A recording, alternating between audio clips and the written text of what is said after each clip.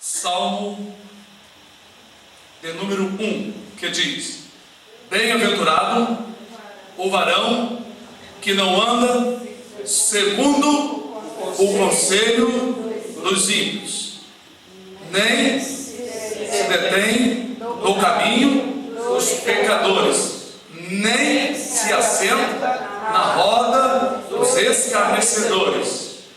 Antes tem o seu prazer na lei do Senhor, e na sua lei medita de dia e de noite.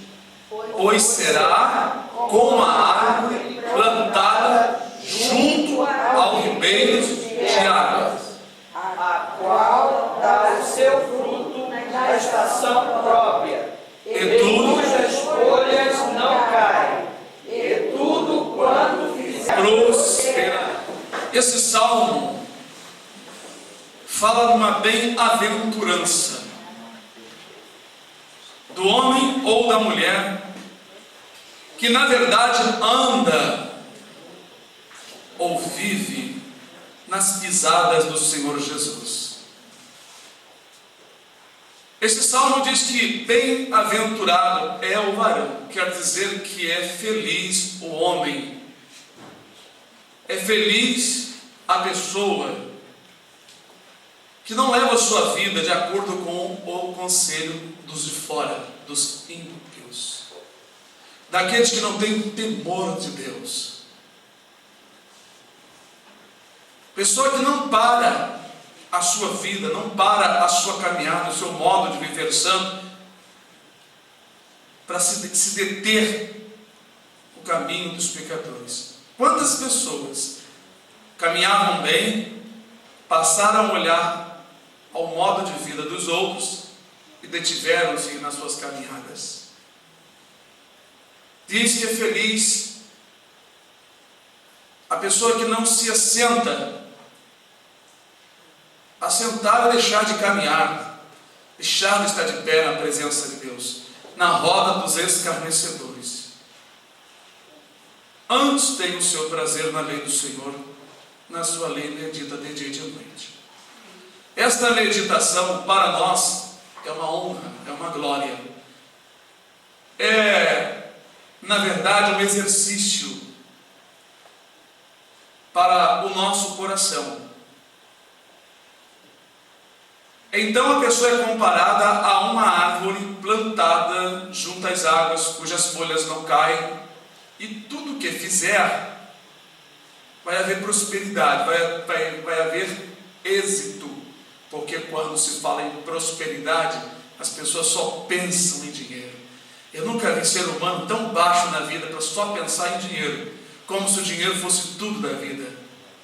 Prosperar, na verdade, é ter êxito naquilo que você vai fazer. Até mesmo, por exemplo, você vai arrumar a casa, você sente que o dia foi favorável, porque você teve momentos em meditações da palavra, você tirou um momento para orar, para louvar, para adorar, para buscar. Então o teu dia, que você fez do seu lar, você sentiu que o anjo do Senhor, o Espírito Santo do Senhor te acompanhou. Você sentiu que produziu as coisas sem forçar nada, porque você viveu o dia em comunhão. Com isso, tua mente está sempre voltada nas coisas de Deus. E as palavras que saem dos nossos lábios também. Porque, na verdade, uma pessoa que não anda segundo o conselho dos ímpios, não se detém, não para no caminho dos pecadores, nem se assenta, ele está alimentando o seu coração de coisas boas.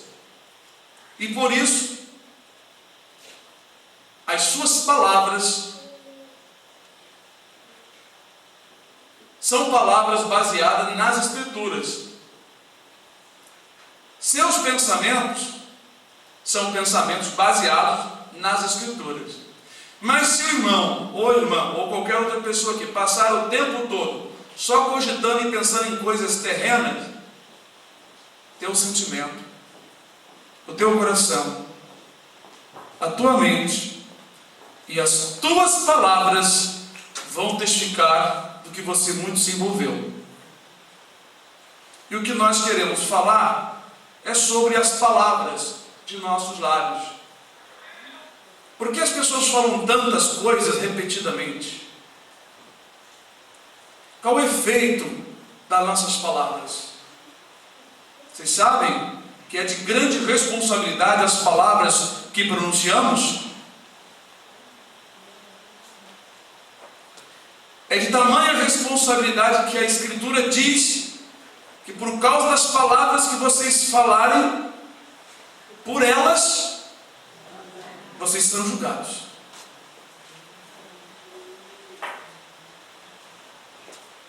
E essas palavras, elas saem de dentro do coração. Geralmente as palavras saem de dentro do coração. O coração fala. A Escritura fala sobre as palavras do coração.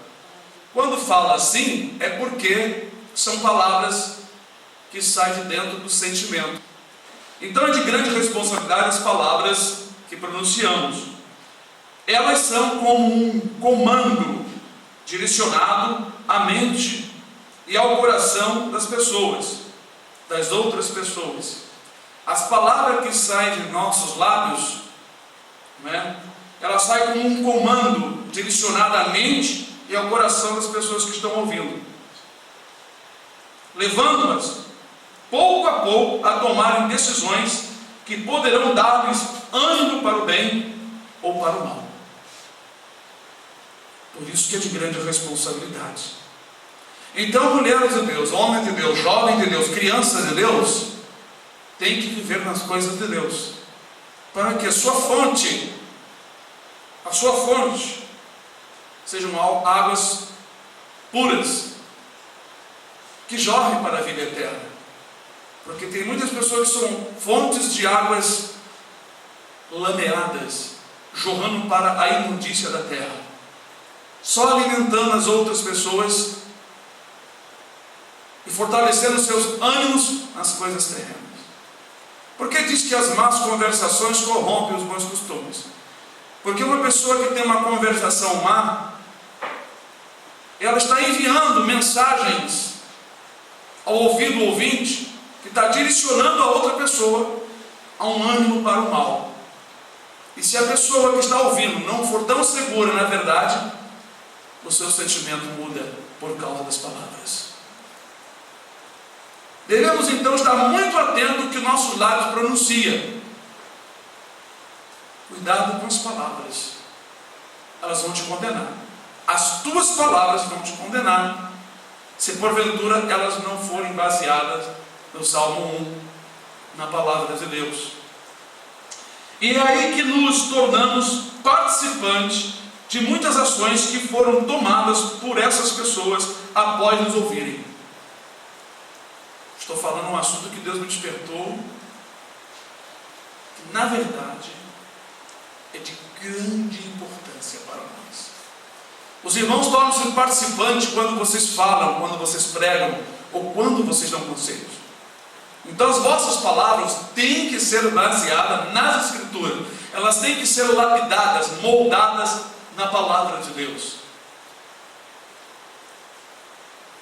Porque se uma pessoa ouvir uma palavra que sai do teu lábio e tomar uma decisão ruim, caso as palavras não sejam boas, você será cúmplice do pecado, do erro que aquela pessoa tomar. Ele que quis fazer. Ele quis fazer. Sim, ele tem um pecado porque fez. E o outro pecado porque você o animou com as palavras. Satanás, ele confunde as pessoas pelas palavras. Tem pessoas que às vezes ouvem uma coisa e entendem outra. É porque Satanás distorceu o sentido e entrou com uma mensagem oculta. Uma mensagem oculta da pessoa que falou, mas a pessoa que ouviu entendeu da forma como o diabo quis que entendesse.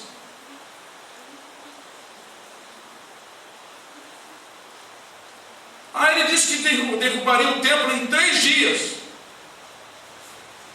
Jesus não disse isso, mas Satanás inverteu a situação. alguém escreve livro dizendo que palavras de bênção e palavras de maldições que saem do nosso lado e que a palavra tem poder, eu nunca li esses livros, porque na verdade nós temos a Bíblia para ler, e a própria Bíblia nos dá a informação. É que nós às vezes não meditamos bastante, ou bastante suficiente para entendermos. Mas eu quero dizer para os irmãos que o poder que tem a palavra de destruir ou de fazer crescer é que o ser humano, a vida do ser humano está baseada no que ele veio ouvir. Se os irmãos pegarem um neném nascido lá no meio da tribo dos índios, uma criança de 2, 3 meses, e trazê-la, e ela for criada na alta sociedade, o que ela ouvir e ver é o que ela vai ser no modo de vida aqui. Como também, se pegarmos uma criança da alta sociedade e levarmos para a tribo de índio, ela será um índiozinho clarinho ou escurinho, mas criado na vida em que os índios oferecem. Então, quando nós lemos o Salmo 1, estamos falando de uma vida, de uma criação, de um desenvolvimento baseado em Deus, em Jesus. Jesus não veio trazer nenhum fanatismo no mundo, ele venceu o mundo. Jesus não citou palavrão como as pessoas nos xingam. Jesus não incitou guerra, briga, guerra santa. Outros líderes incitaram isso, mas Jesus não. Ele veio nos moldar para entrarmos no reino do céu. E a Bíblia está cheia de mandamentos, os quais têm sido desprezados por muitas pessoas, porque acham que Jesus fez o sacrifício por nós e que nós não temos que fazer mais nada.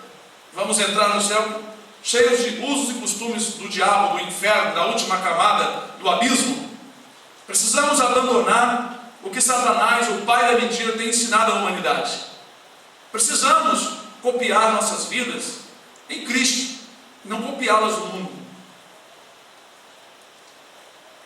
Então seja o nosso falar bem ordenado e bem pensado, porque por tuas palavras serás julgado. Elas poderão te condenar ou te livrar no dia do julgamento de Cristo. Mateus 12, 37. Porque por tuas palavras serás justificado e por tuas palavras serás condenado. Quando nós lemos o Salmo 1, diz bem-aventurado, quer dizer feliz. Satanás põe uma coisa ruim na mente de muito jovem para não estar dentro de uma igreja onde se prega a palavra. Porque um jovem é um alvo que Satanás fica de olho, o jovem nas crianças, para que estes sejam educados segundo a mentira, segundo as palavras, em coisas fúteis, que Paulo disse para Timóteo: foge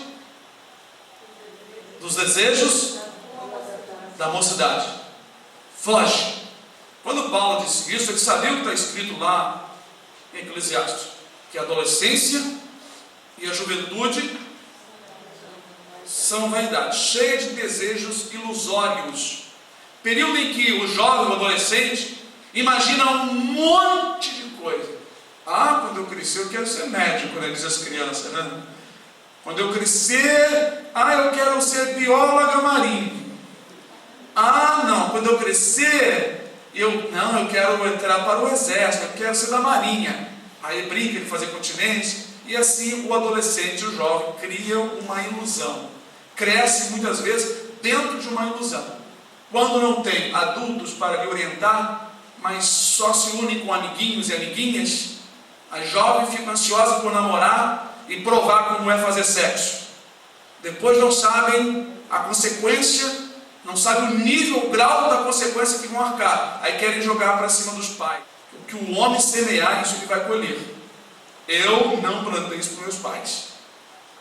Eu fui bem orientado, assim mesmo Deus é que me livrou. E o conselho que eu dou para cada um: sigam a palavra de Deus.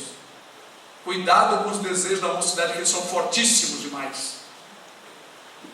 O jovem é pego nos laços da vaidade, dos pensamentos e das palavras, porque Satanás vai estudando as pessoas desde quando são crianças, no tempo da sua meninice, e as fases que vão passando, os demônios vão só percebendo aonde está a fraqueza das pessoas.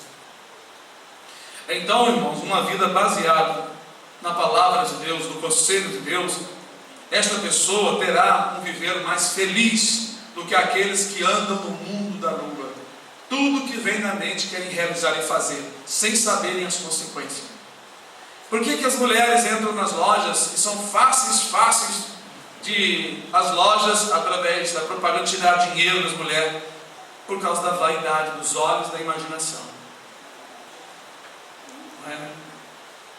E mais os demônios que ficam nas vitrines, nas portas das lojas, sem as mulheres perceberem.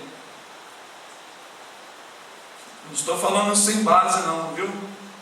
Há muitos anos Deus revelou isso. Demônios que impedem pessoas de comprar em um lugar e os fortalecem para comprar em outro. Existe uma jogada espiritual no invisível que muitos não conseguem enxergar. E nós somos levados pelas vaidades, por causa da palavra que ouvimos, ou por causa das imagens que vemos.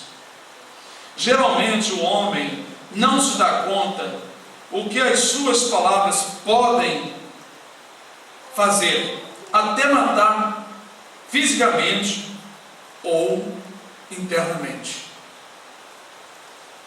Nós temos um exemplo no livro do profeta Ezequiel, no capítulo 13, versículo 19, que diz: E vós me profanaste entre o meu povo por punhado de cevada e por pedaço de pão, para matar-lhes as almas que não haviam de morrer, e para guardar-lhes vivas as almas que não haviam de viver, mentindo assim ao meu povo que escuta a mentira. O Senhor, pelo profeta Ezequiel, no tempo em que Jerusalém estava indo para o cativeiro, o Senhor revelou que dirigentes, líderes espirituais da nação de Israel matavam as pessoas com a mentira. Engana meu povo que escuta a mentira. E o povo, por sua vez, eram inclinados a escutar a mentira. Bom, vamos falar aqui o que mentiras são essas. Eram ensinamentos e doutrinas fáceis, portas largas. Espiritualmente eles estavam morrendo.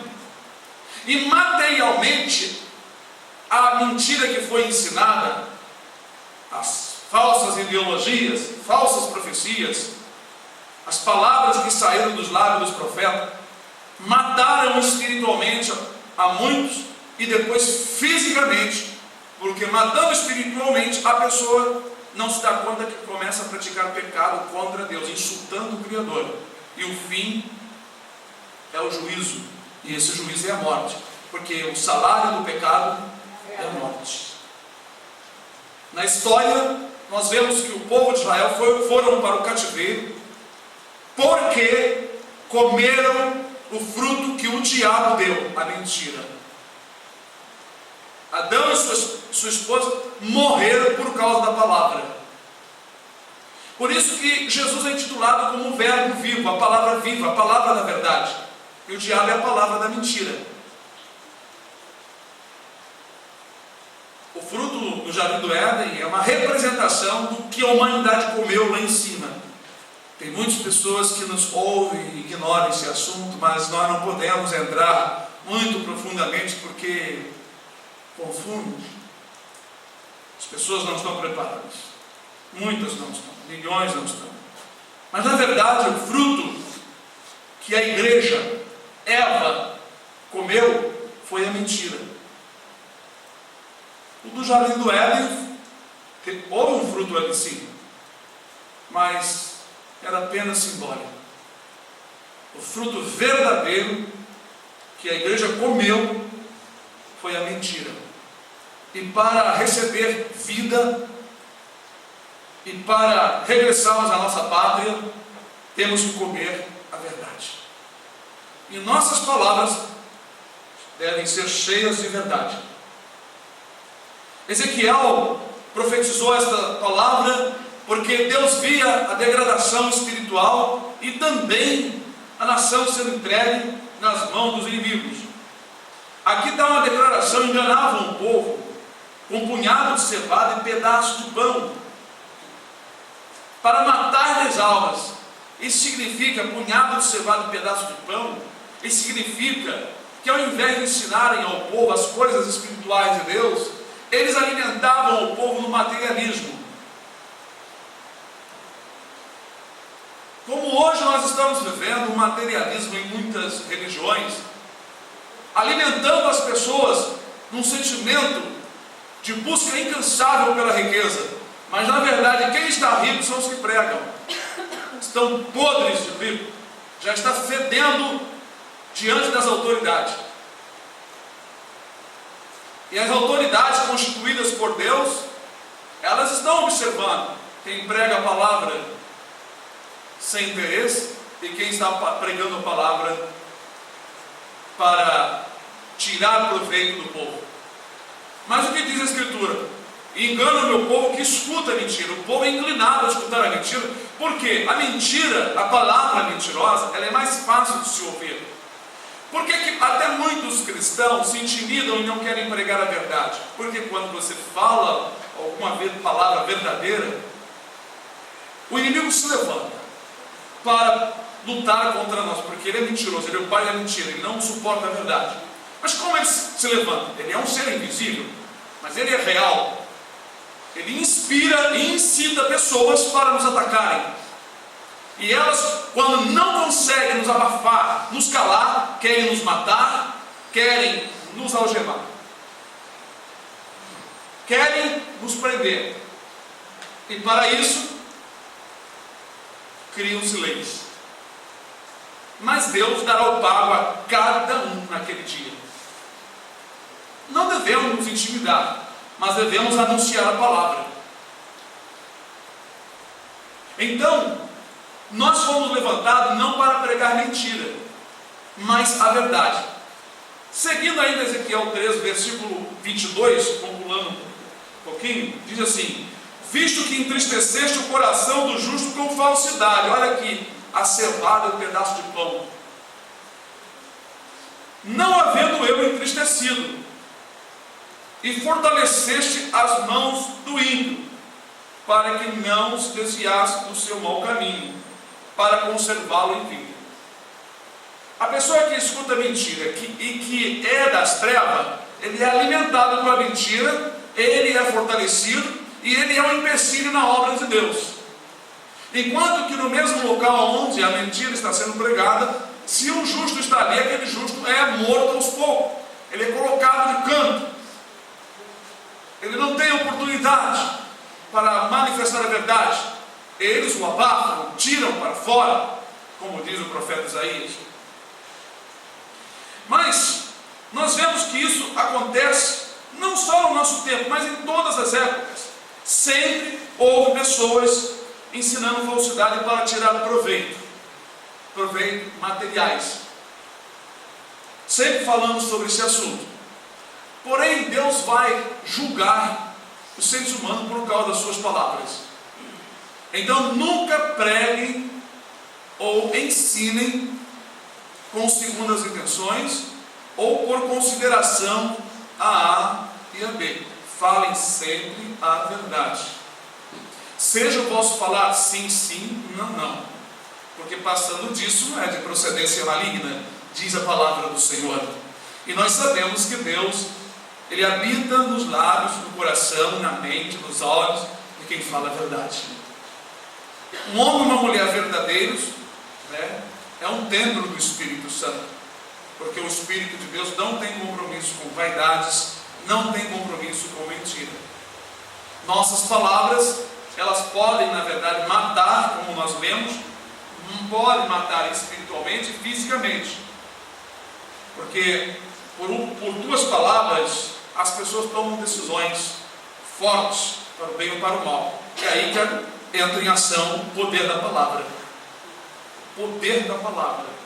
Porque o ser humano é inclinado a seguir os conselhos uns dos outros. E geralmente os conselhos maus. Porque os conselhos bons são mais apertados. Os conselhos que não são verdadeiros são porta mais aberta.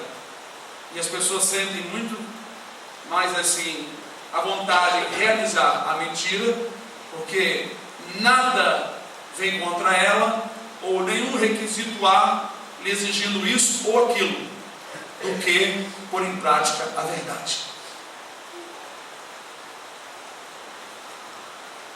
É por isso que o diabo, sendo pai da mentira, se esforça o quanto pode para acostumar a humanidade na prática de palavras sem valor, para destruir suas vidas na condenação. Não é?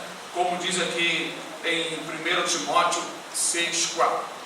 É soberbo e nada sabe, mas delira acerca de questões e contendas de palavras, das quais nascem invejas, porfias, blasfêmias, ruins suspeitas, desconfiança.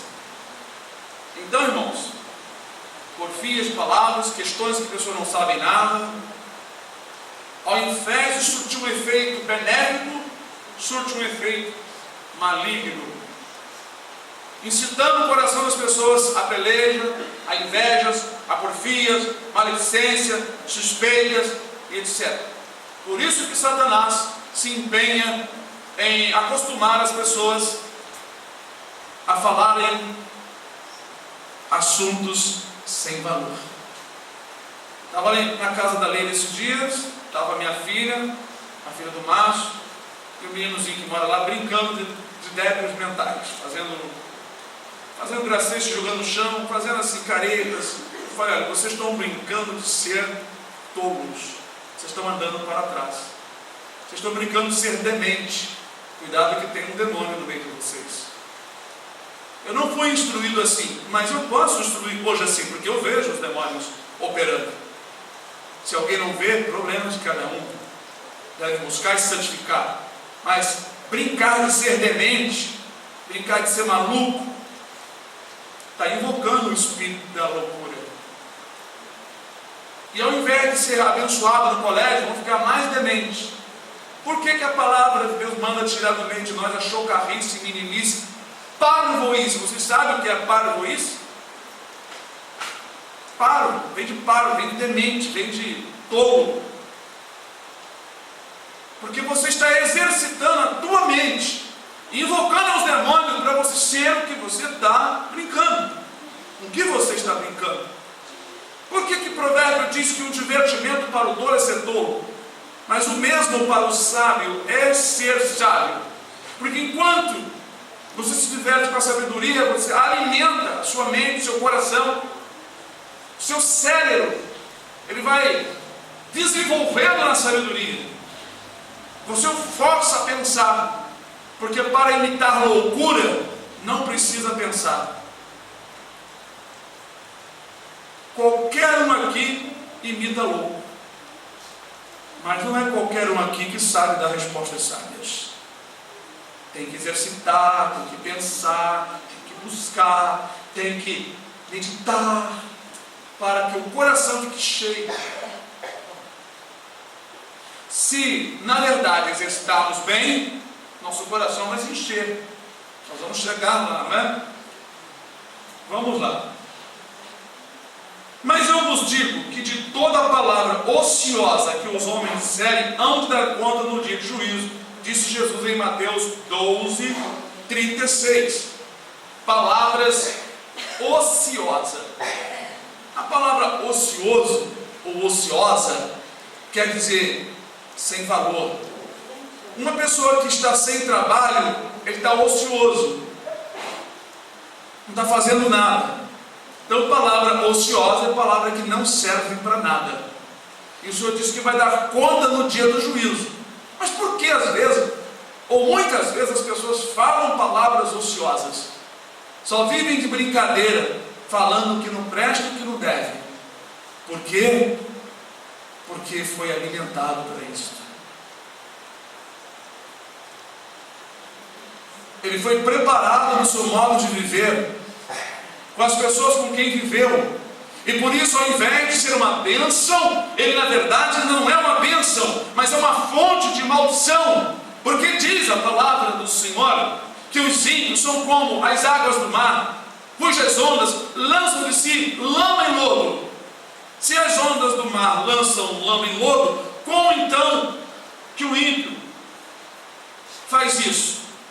O que é as ondas na vida do ímpio? E o que são a lama e o lodo? Não sabem? Aqui a onda aqui. A onda. Boca, língua. Lama e lodo são as palavras, porque eles pronunciam, e são as suas ações, porque também realizam. Diz isso no profeta Isaías. Mas diz a palavra que os lábios do justo é um manancial de vida, uma fonte de água limpa. É comparado a uma fonte de água limpa. Então, por isso que é muito importante quando entramos numa igreja aonde o pastor ensina os membros a falar corretamente, a tirarem as gírias, palavras baixas, palavras sem valor dos seus lábios. Porque o Espírito Santo não pode habitar aonde existe sujeira, aonde a pessoa não tem o capricho, não tem aquela responsabilidade de manter o ambiente limpo. Ele não pode habitar, segundo a palavra de Deus.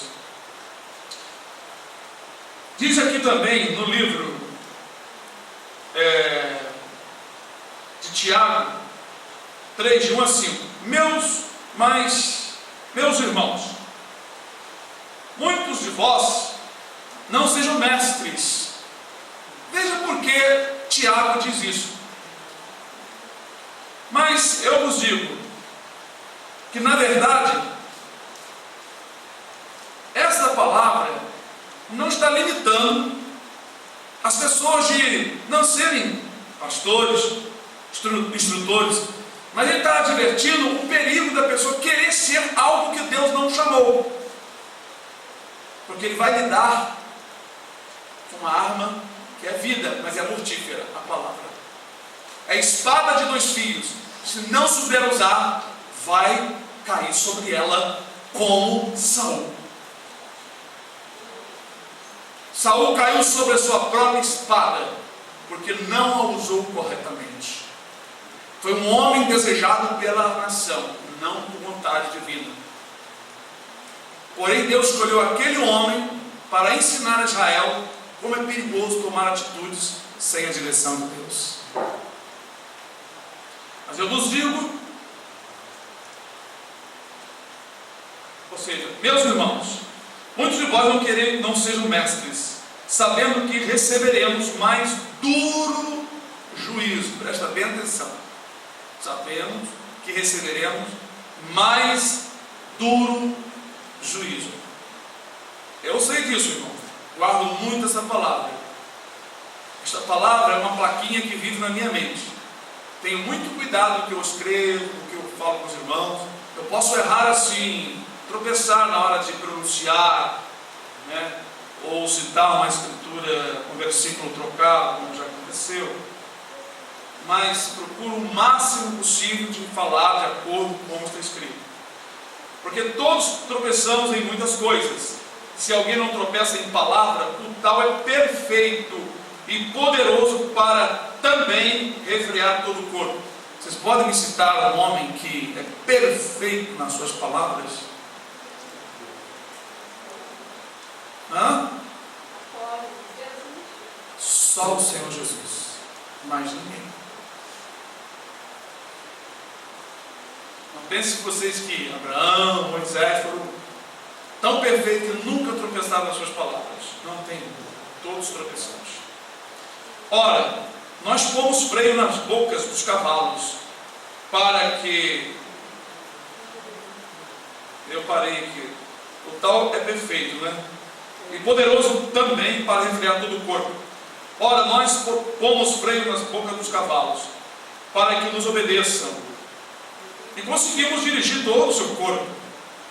Veja também as naus, que sendo tão grandes e levadas de impetuosos ventos, se viram com um bem pequeno leme, para onde quer a vontade daquele que as governa. Assim também a língua é um pequeno membro, e gloria-se de grandes coisas. Vede com um grande bosque tem um pequeno fogo que incendeia. O que Tiago está falando, não que a língua tenha o poder de fazer as palavras saírem do jeito que ela quer. Quando ele fala língua aqui, ele está falando do conjunto: língua, boca, coração, sentimento, não é? É que nós usamos muito a expressão, cuidado com a tua boca, não é? Mas na verdade a palavra é dirigida à mente e ao coração. Cuidado, não deixa sair nos seus lábios, pela tua língua, pela tua boca, pelos teus beijos. O Senhor tem palavra que Ele fala sobre beijo, por causa da rebeldia. Não tenha, na verdade, estas palavras amaldiçoadas nos seus lábios. Não deixe que saiam palavras que venham condenar a tua vida. A palavra, ela deve ser temperada, ela deve ser equilibrada, ela deve ser meditada. Todas as vezes que for falar, que for pronunciar, é muito importante estarmos atentos para que possamos promover transformações, edificações, repreensões aos espíritos das trevas, para a honra e glória do Senhor. Mas não quer dizer que estamos estudando um assunto e que isto é uma correção e que nós mesmos, como pastores, queremos privar os irmãos de conversar. Estamos estudando o quanto devemos moldar nossas palavras e termos cuidado de não pronunciar dentro de nossos corações palavras acompanhadas de sentimentos egoístas, escarnecedoras, zombadoras, palavras de iras, desprezos. Ter muito cuidado, porque às vezes pronunciamos coisas que na verdade vão trazer grande estrago nas nossas vidas.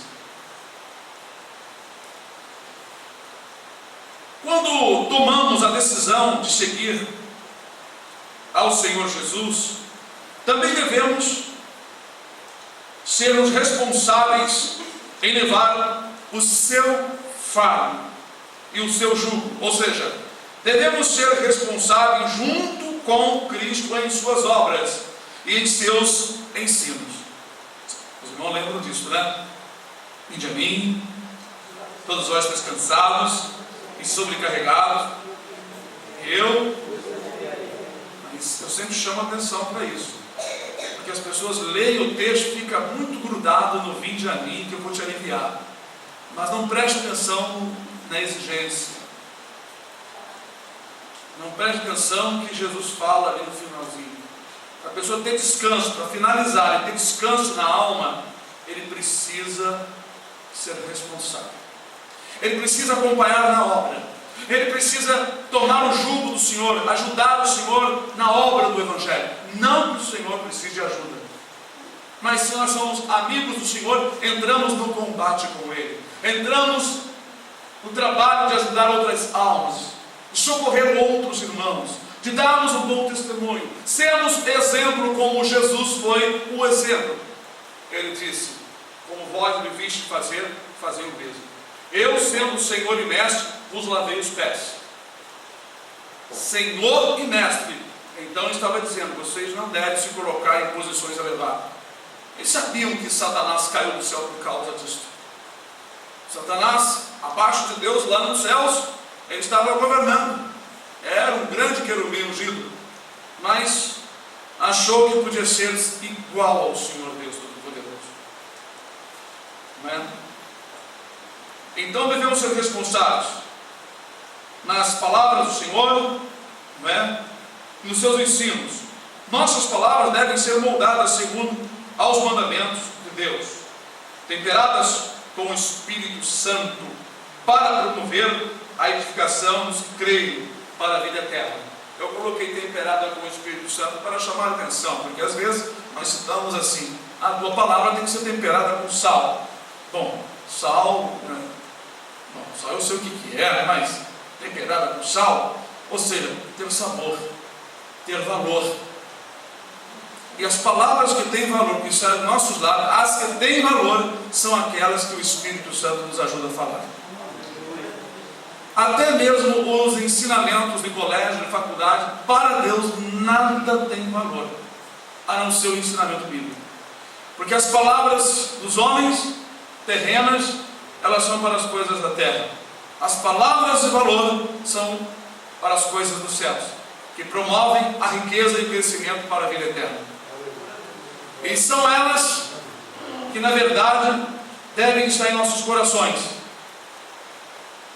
E o Espírito de Deus é que pronuncia por nós as palavras aos ouvidos, a fim de serem edificados. Precisamos pensar nisto.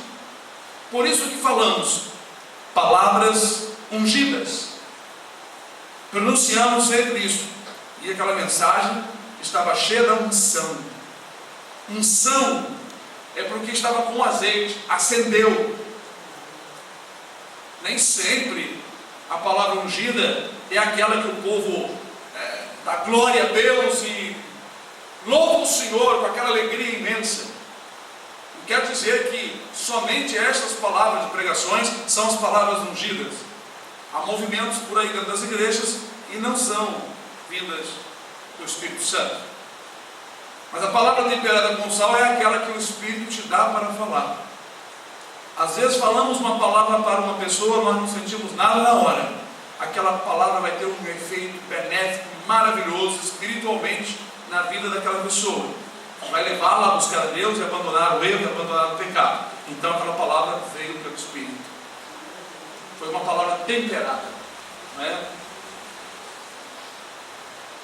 Se falarmos bem, nossas palavras serão como um manancial de águas. Se as nossas palavras não forem boas, serão um manancial de água.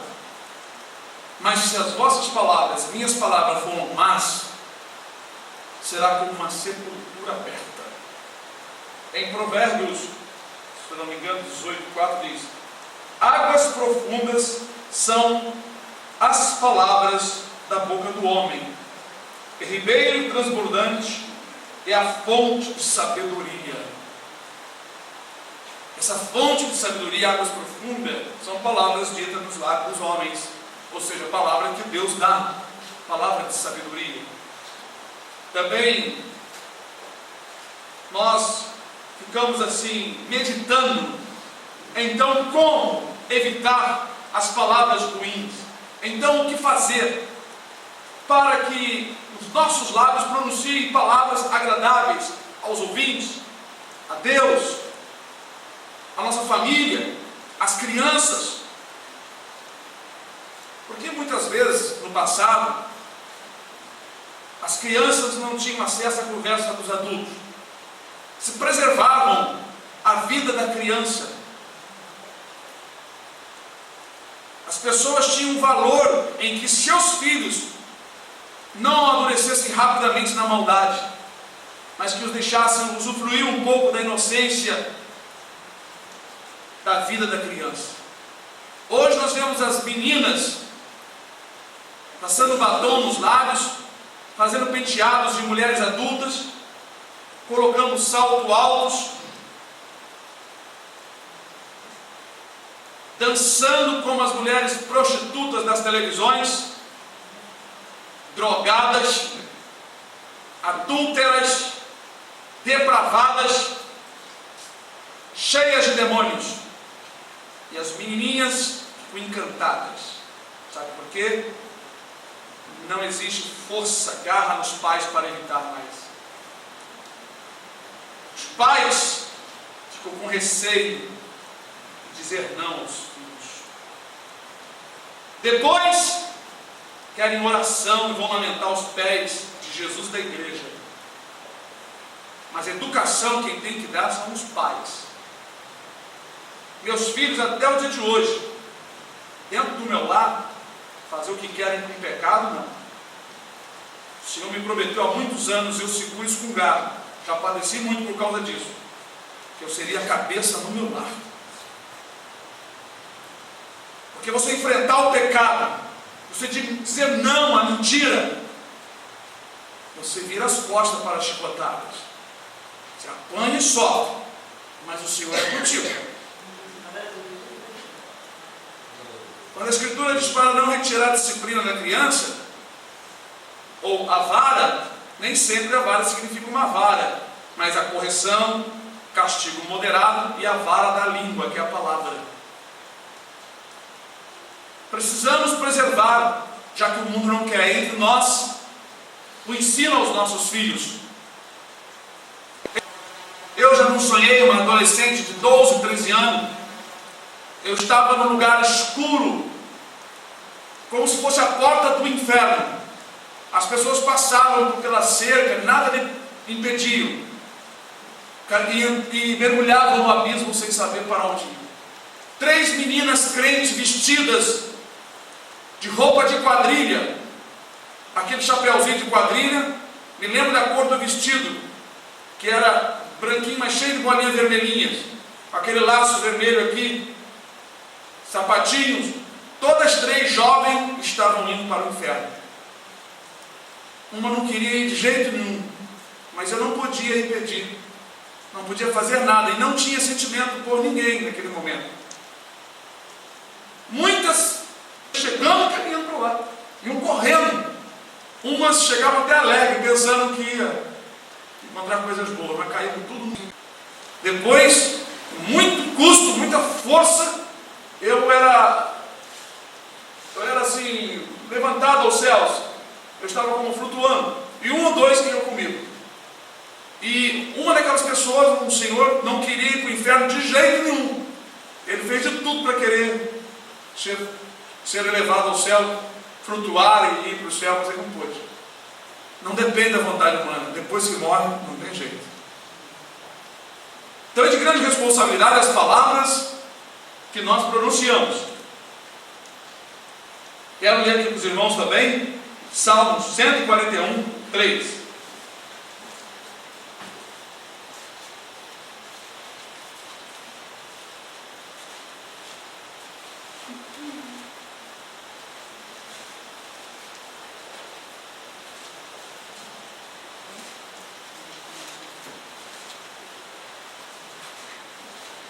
Ó Senhor, guarda a minha boca,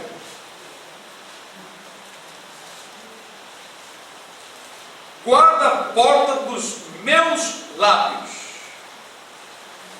O salmista disse: uma coisa eu peço ao Senhor, uma coisa eu te peço, Senhor, guarda a minha boca, guarda as portas dos meus lábios. Pedir a Deus, irmãos, é algo que devemos fazer, não ter vergonha, mas falar com o Senhor. Muitas vezes confiamos em que nós somos santos, servimos a Deus e que estamos imunes. Daqui a pouco, até no zelo demasiado das Escrituras, ensinamos errado. Até no zelo demasiado das Escrituras, condenamos o inocente. Até no zelo demasiado das Escrituras, exageramos e nos tornamos santos demasiados, santos demais. Como diz Eclesiastes: não seja demasiadamente justo, porque te destruirias a ti mesmo. Temos que ser moderados, temperados, equilibrados. Por isso que a responsabilidade que Tiago diz ali, muitos de vós, meus irmãos, não quereis ser mestres. Ele fala da responsabilidade, porque se a pessoa não foi chamado para ser pastor, não foi chamado para instruir as pessoas, ele vai pregar coisa errada, vai pregar a mentira, vai torcer a palavra, e o juízo para a sua vida será duro demais, porque nem todos recebem revelações da palavra.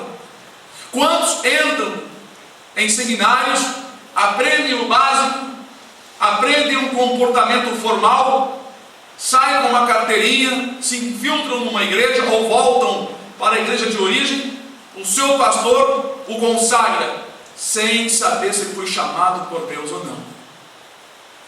E então dali em diante, com base no que ele aprendeu, vai tocando a sua vida de pastor. Mas quando chega no momento que tem que ensinar assuntos complicados, coisas que Deus não me revelou, talvez nem sabe se vai receber a revelação, é aí que entra o processo da condenação. Por isso que ele diz assim: muito de vós, meus irmãos, não quereis ser mestres, instrutor da palavra. Um só é o nosso mestre, é Jesus. Eu não me glorio nem tomo para mim uma honra ser pastor. Nem isso eu quis, porque eu sabia que era de grande responsabilidade. Mas já que Deus nos chamou, estamos aqui para ensinar e falar a palavra do Senhor. Mas tomamos sempre cuidado para que as nossas palavras sejam de acordo com a vontade de Deus. Como diz lá em Provérbios: não te estribe do teu próprio entendimento. Isso está sempre ecoando também na minha mente. Em segundo lugar, esse é o primeiro passo: pedir a Deus para que o Senhor feche o nosso lado, põe um cadeado, uma tranca, um chiclete. Porque o que muito fala tem perturbação na alma. Por quê? Pronunciam coisas que lhe condenam. E quando o justo, um escolhido de Deus, ele vai entrar no reino dos céus, mas ele pronuncia palavras, ele vai ser castigado na terra, como está escrito: o justo é punido na terra. Então, por isso que Provérbios, já aquele que muito fala, tem perturbação na alma. E na multidão de palavras não faltam transgressões. Eu digo na multidão de palavras sem Deus. Por isso é muito importante conversarmos da palavra de Deus e estarmos atentos aos assuntos, para não falarmos demais. Quando falamos de uma pessoa, de um irmão ou de uma irmã, temos que ter muito cuidado de como estamos falando. Qual o sentido no qual ele nos levou a falar sobre o irmão ou sobre a irmã? No sentido do desprezo? Ou foi para a oração? Para ajudar? Temos que ter muito cuidado. Porque muitos irmãos são castigados na terra com doenças, com enfermidades, com assolações, com chicotes, com castigos por causa das palavras. E ele me ensinava e me dizia, Provérbios 4:4, retenha o teu coração as minhas palavras, guarda os meus mandamentos e vive. Aqui está dizendo para que o coração venha reter a palavra de Deus. Mandando guardar, mandando exercitar o coração, como disse o Salmo 1. Antes tem o seu prazer na lei, no Senhor, na sua lei, medita de dia e de noite. O salmista diz assim: meu coração ferve com palavras boas. Minha língua é a pena de um destro escritor. Falo no tocante ao rei. Esse é o segundo passo. Encher o coração, reter as palavras do Senhor no nosso coração. Encher os nossos corações, fazê-lo ferver com palavras boas. E quanto mais falamos das coisas de Deus, mais o Senhor acrescenta. Como diz no Salmo: abre bem a tua boca e te encherei. A verdade é que se nós exercitarmos o nosso linguajar, baseando no dia a dia, teu coração está dizendo que a sua vida está voltada para as coisas que você muito fala. É natural uma pessoa que está muito envolvida com as coisas materiais, com futebol, ou com prostituição, ou com dinheiro, ganância, lascívia, seja o que for, ele pronunciar constantemente palavra relacionada ao seu sentimento, ao que está dentro do seu coração. Precisamos acordar, precisamos vigiar, precisamos nos policiar, precisamos questionar a nós mesmos, fazer indagações, precisamos avaliar nosso viver. Quando o salmista diz: ensina-me a contar os dias, quantas pessoas interpretaram isso erroneamente, até incluíram isso na desculpa que é por isso que devemos fazer aniversário, porque a gente conta os dias, não é contar 1, 2, 3, 4, 300, 305, 365, não é contar os dias, é analisar os dias. Ensina-me a observar os dias, ensina-me acompanhar o meu viver todo dia, para que eu alcance corações sábios. Contar dia, matematicamente, não dá sabedoria a ninguém. Contar o dia, ensina-me a contar o dia, para que alcancemos corações sábios. Quem é que vai alcançar um coração sábio contando o dia? Hoje já faz 95 dias desde que eu fiz o aniversário. Estou contando, todo dia que eu conto. Não é isso não. O que a palavra de Deus diz é acompanhar, examinar o que você fez essa semana toda. Segunda-feira, terceiro dia da semana, quarto dia da semana, quinto dia, sexto dia e hoje. O que fizeste durante o dia? O que você falou? O que você falou? Hein? Já pararam para pensar nas palavras que os irmãos falaram hoje? O que você pensou hoje? O que você desejou hoje? É assim que alcancemos corações sábios. Sabe como que os irmãos deixam de ser ansiosos por algo que você quer realizar e não consegue? É observar que não está no teu poder algo que você quer fazer e você está forçando a natureza. Recua, vai cair no laço. Quando você para pensar, espera aí, eu estou me esforçando a fazer algo que eu não estou conseguindo, eu vou parar e vou esperar em Deus. Aí você está alcançando um coração sábio. Agora sim, você está sendo como uma árvore que vai dar o fruto na estação própria. Porque o teu coração está te comandando com sabedoria. E quando você pronunciar alguma coisa para alguém, você vai dizer, não, eu estou esperando no Senhor. No tempo de Deus, Deus vai fazer acontecer. E eu vou realizar com a ajuda do Senhor. Mas no momento, não estou podendo mexer uma palha. Não estou podendo realizar nada. Então é por isso que o salmista diz, ensina-me a contar os meus dias. Diz aqui também, irmãos, a palavra do Senhor, raça de víboras, Mateus 12:34. Como podeis vós dizer boas coisas sendo maus? Pois do que há em abundância do coração, disso fala a boca. Jesus foi bem claro. Ele não falou isso aqui num culto de doutrina, como diz algumas igrejas, culto de doutrina. Todo culto tem que ter doutrina, tem que ter ensinamento. Jesus falou isso publicamente, raça de víboras. Como podeis vocês dizerem coisas boas, se o coração de vocês está cheio de coisas ruins?